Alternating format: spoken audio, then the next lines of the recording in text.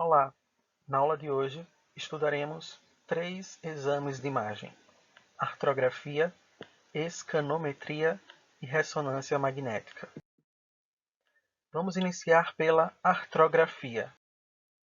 Trata-se de um exame de imagem que consiste na introdução de um contraste dentro do espaço articular.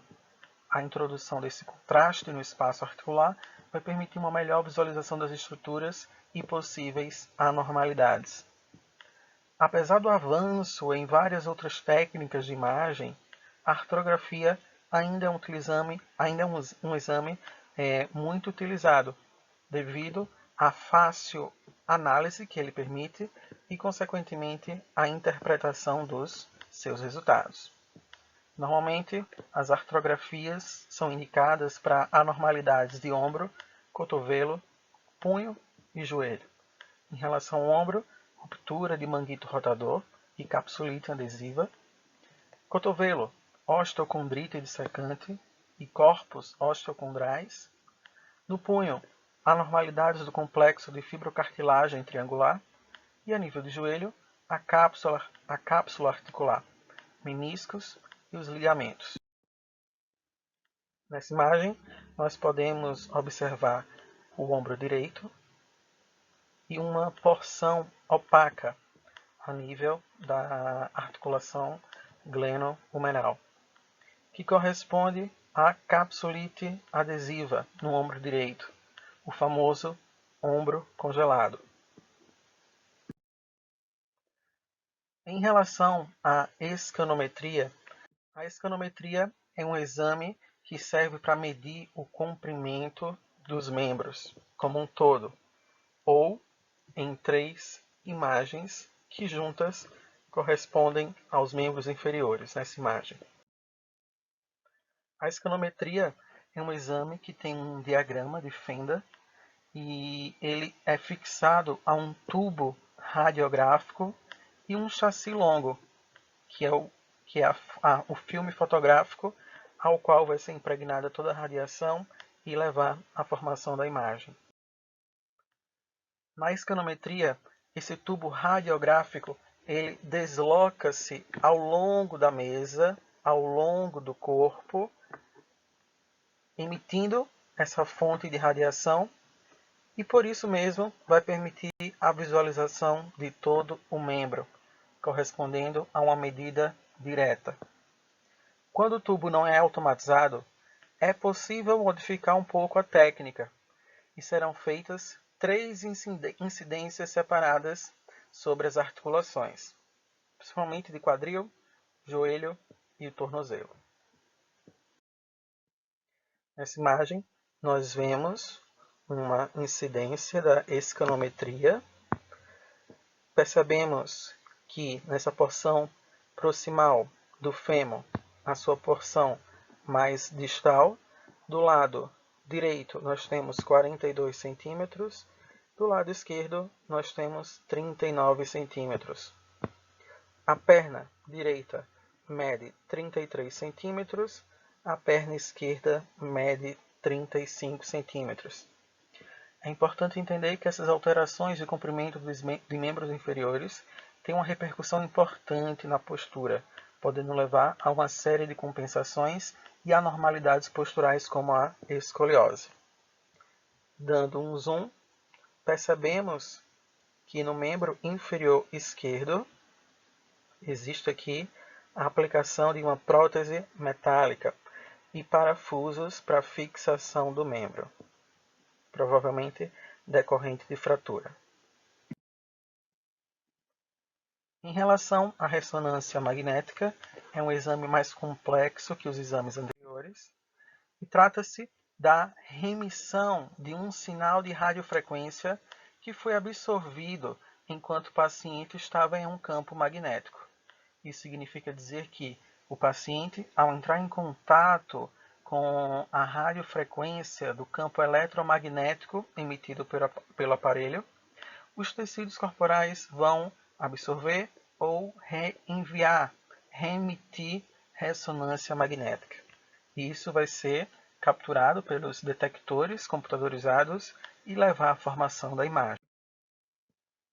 O equipamento de ressonância magnética possui um campo magnético externo, que é gerado através de um ímã com potências de campo que variam de 0,2 a 1,5 Tesla. Hoje em dia, na verdade, temos unidades de medidas de ressonância magnética maiores e mais precisas, tornando a imagem da ressonância magnética bem mais detalhada.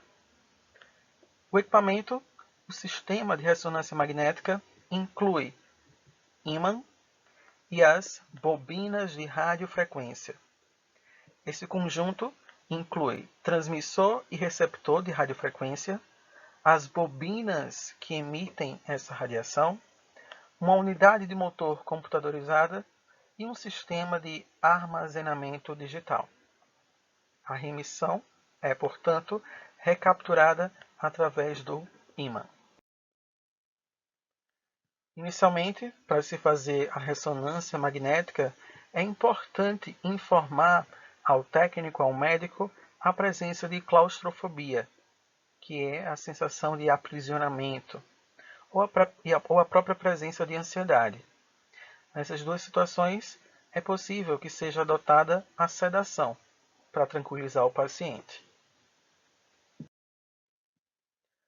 Além disso, é importante informar sobre todo e qualquer implante metálico, ou se a paciente está grávida, ou se o paciente apresenta problemas renais, algum tipo de alergia a iodo ou gadolínio, que são contrastes utilizados na ressonância magnética, e a presença de diabetes. Por quê?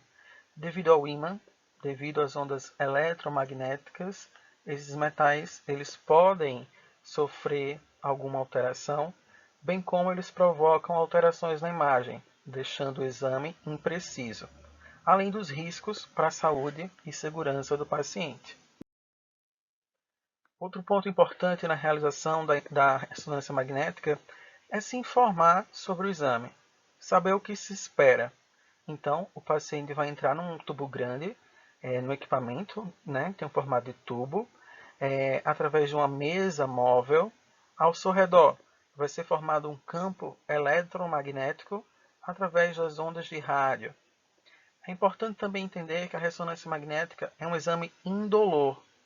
O problema é que ele faz muito barulho. E dependendo da análise que vai ser feita, pode ser rápida o exame ou ele pode demorar até 1 hora. Outro ponto importante na hora de realizar tomografia, ressonância magnética, é um possível acompanhamento do paciente com um amigo ou com algum familiar, principalmente no caso em que esse paciente precise ser sedado. Uma questão de segurança para se deslocar até em casa. Antes de realizar o exame, é importante remover joias, óculos, prendedores de cabelo, dentaduras, relógios, aparelhos auditivos, perucas e sutiãs, porque esses materiais podem ter ali na sua composição alguma peça metálica. Então é interessante que elas sejam removidas. Ainda antes do exame, todo paciente deve preencher uma ficha de avaliação com as informações gerais: nome, idade, sexo, possíveis alergias a medicamentos ou alguma reação não esperada em função de uso de contrastes anteriormente, para que o exame ele seja realizado da maneira mais segura possível. É importante também seguir as recomendações para a realização do exame. Então, normalmente, vestem-se roupas de hospital. O paciente, durante a realização do exame, pode ser contactado pelo médico ou pelo técnico para realizar tarefas simples, responder perguntas simples. É importante que o paciente permaneça imóvel, mas pode respirar normalmente. Se o paciente se mexe, se o paciente se agita, a imagem a ser formada pode ficar comprometida. Na ressonância magnética, A imagem depende do íon hidrogênio, que normalmente é extremamente abundante na gordura da medula óssea. Esse hidrogênio do osso cortical, por exemplo, a quantidade dele já é bem menor e, portanto, a ressonância magnética não é tão sensível quanto a tomografia computadorizada para a avaliação desse tipo de osso, o osso cortical. E a diferença está o quê? Na quantidade de hidrogênio disponível naquela matéria. Na ressonância, as imagens elas podem ter uma classificação decorrente do sinal de ressonância que elas emitem, podendo ser classificadas, podendo ter um sinal de baixa intensidade, intermediária intensidade ou de intensidade elevada. As imagens de intensidade baixa elas são classificadas como um sinal vazio de ressonância, gerando uma imagem preta, ou um sinal menor que aquele encontrado no músculo normal, que é uma imagem escura, um cinza escuro. Já as imagens com intensidade intermediária têm um sinal típico ao encontrado no músculo normal, que é uma coloração escura, ou um sinal mais alto do que o músculo normal, porém mais baixo que o da gordura subcutânea, que tem uma coloração brilhante. Então aí a gente já sai do cinza mais escuro para uma coloração mais esbranquiçada, puxando para o brilhante. Já quando a imagem ela é considerada com intensidade elevada, nós dizemos que o sinal é igual à gordura subcutânea normal, tem uma cor brilhante, ou o sinal é maior que o da gordura subcutânea, ou seja, muito brilhante. Então, na ressonância magnética, nós temos essa diferença de cores, do preto ao branco. Quanto mais preta a imagem, menor a intensidade. A intensidade da imagem ali é baixa. Quanto mais brilhante for, maior é a intensidade. Normalmente, os tecidos que emitem fortes sinais de ressonância magnética vão aparecer em branco. Por exemplo, a gordura. Agora, aqueles tecidos que emitem pouco ou nenhum sinal de ressonância magnética apresentam uma coloração preta. Exemplos: ar, osso cortical, o sangue, dentro de uma circulação normal, sem coágulos, sem hematomas, vão acabar aparecendo na coloração preta. Então, é o sinal de baixa densidade, o sinal vazio. No máximo, um sinal menor que o músculo normal, que tem a coloração escura. Na ressonância magnética, é possível identificar duas possíveis sequências. T1, também chamada de longitudinal, e T2, também chamada de transversal. A sequência T1 descreve o retorno de prótons de volta ao equilíbrio, após a aplicação e remoção do pulso de radiofrequência. Já a sequência T2, ela descreve a perda associada dessa coerência, desse equilíbrio entre os prótons, imediatamente após a aplicação do pulso de radiofrequência. Então, T1, equilíbrio entre os prótons, T2, incoerência entre os prótons, logo depois da remoção do pulso de radiofrequência.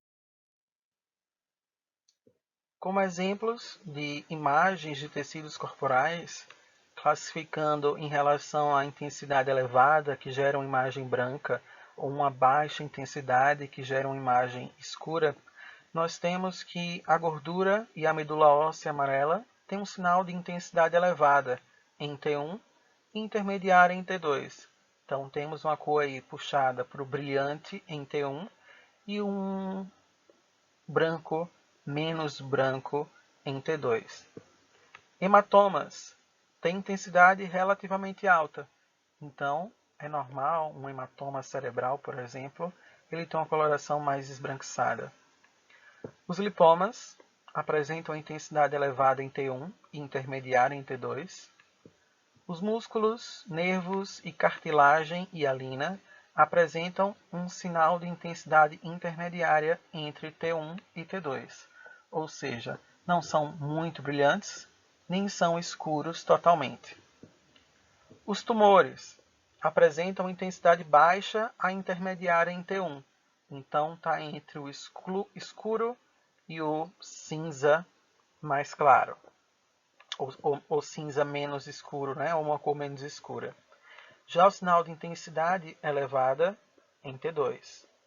Brilha mais um tumor na sequência T2.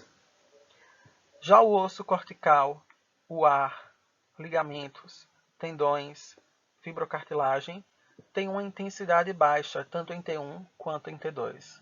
Ou seja, levando em consideração aqui, por exemplo, o ar dos pulmões. Numa ressonância magnética, é normal que eu encontre uma imagem escura. Os tumores, saindo, né, aqui do ar, que tem uma imagem escura, e subindo aqui para os tumores, que tem uma intensidade baixa intermediária, a gente percebe que num pulmão, por exemplo, com tumor, né, um câncer de pulmão, esse câncer de pulmão vai ali se destacar pela sua coloração. Vai ser entre o cinza escuro e o cinza claro, intermediário, dentro de uma área totalmente escura, que é o pulmão. Nessa imagem, nós temos um raio-x, mostrando aí a parte interna e externa do joelho. É visível a presença do fêmur, fíbia, tíbia. No entanto, o menisco e a cartilagem, né, logo aqui abaixo na articulação do joelho, não são tão visíveis. Diferente da ressonância magnética. Na ressonância magnética, esses tecidos estão muito mais visíveis. E já o osso tem a coloração mais escura. Então, esse tipo de osso apresenta uma baixa intensidade e o menisco e a cartilagem apresentam uma intensidade ligeiramente maior que a do osso. Então, diferente do raio-x, o osso cortical ele é preto. Em relação aos pulmões, o ar é uma imagem de baixa intensidade, então vai formar uma imagem mais escura. Em relação às contraindicações e desvantagens da ressonância magnética, nós temos como contraindicações os pacientes que fazem uso de marca-passo cardíaco, grampos, clipes colocados em cirurgias de aneurisma cerebral, bem como aqueles pacientes que apresentam claustrofobia quando ficam em ambientes fechados. A presença de objetos metálicos acaba provocando perda do sinal da ressonância magnética, podendo muitas vezes distorcer a imagem, o exame. Como desvantagens, nós temos que a resolução não é tão elevada quando se quer avaliar a anatomia óssea, por exemplo, em relação à questão de fraturas, se a gente compara com a tomografia computadorizada. No entanto, em relação aos tecidos moles, a ressonância magnética acaba apresentando mais vantagens do que a própria tomografia computadorizada. Então, fica aí meu contato, meu e-mail, meu Instagram. Qualquer dúvida, podem entrar em contato.